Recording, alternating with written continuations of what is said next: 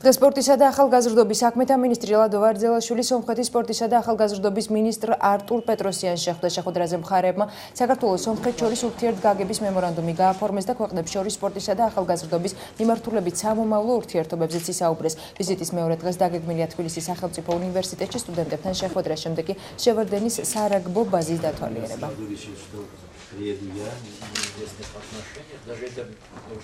ჩვენ გვინდა აღვადგინოთ ეს ურთიერთობები და ტრადიციები, რაც ისტორიულად ჰქონდა სასომხეთთან. მინისტრის ვიზიტიც არის ძალიან მნიშვნელოვანი ჩვენთვის, იმიტომ რომ ძალიან ბევრ საკითხს შევთანხმდებით. ჯერ ერთი ის, რომ ჩვენ უნდა გქონდეს აუცილებლად მეგობრული და კარგი ურთიერთობა, ორი მეზობელი ქვეყანა ვართ.